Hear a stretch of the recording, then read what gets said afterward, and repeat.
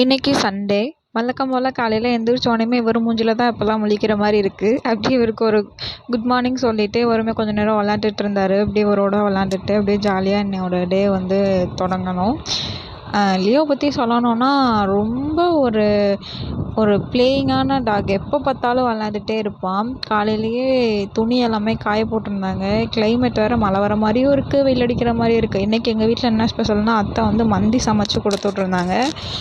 அதுதான் என்னையோட லன்ச். எங்களுக்கு செம்ம டேஸ்ட்டாக இருந்துச்சு.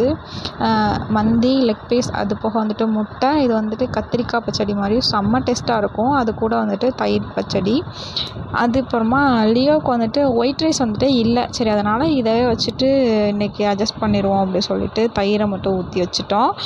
அவன் அண்ணா மோந்து பார்த்துட்டு சாப்பிடவே இல்லை. என்னடா அப்படி சொல்லிட்டு சரின்னு சொல்லிட்டு அப்படியே விட்டாச்சு. அப்புறமேட்டு எனக்கு மாமாவுக்கு 2 பேர்த்துக்குமே வந்துட்டு சாப்பாடு வந்து எடுத்துகிட்டு வைக்கணும் இல்லையா, அதனால் வந்துட்டு சாப்பாடு எல்லாமே எடுத்து வச்சுட்டு இருந்தோம். நான் மந்திலாம் வந்துட்டு இப்போ தான் சாப்பிட்றேன். அவ்வளோ ஒரு டேஸ்ட்டாக இருக்கும் அத்தை வைக்கிற மந்தி. அப்புறமேட்டு லன்ச் வந்து சாப்பிட்றதுக்கு வந்துட்டு உக்காந்தாச்சு. இந்த முட்டை, இந்த கொஞ்சோண்டு சிக்கனு, கத்திரிக்காய் வைக்க மறந்துட்டேன். அப்படியே சாப்பிட்டாலும் அவ்வளோ ஒரு டேஸ்ட்டாக இருந்துச்சுங்க. சூப்பராக இருந்துச்சு.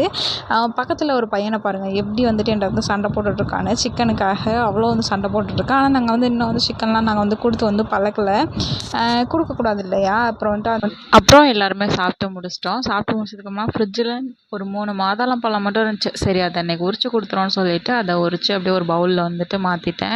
மாமாவுக்கு வந்துட்டு மாதுளம்பழம்னா ரொம்ப பிடிக்கும். சரி சொல்லிட்டு அவங்களுக்கு அப்படியே சாப்பிட்டா கொடுத்தாச்சு. அன்னையோட டே எங்களுக்கு வந்துட்டு இப்படி தான் வந்துட்டு போச்சு. அதுக்கடுத்து மழை வர மாதிரி இருந்தனால துணிமணி எல்லாம் எடுத்து எல்லாத்தையும் மடித்து அந்தந்த இடத்துல வச்சாச்சு.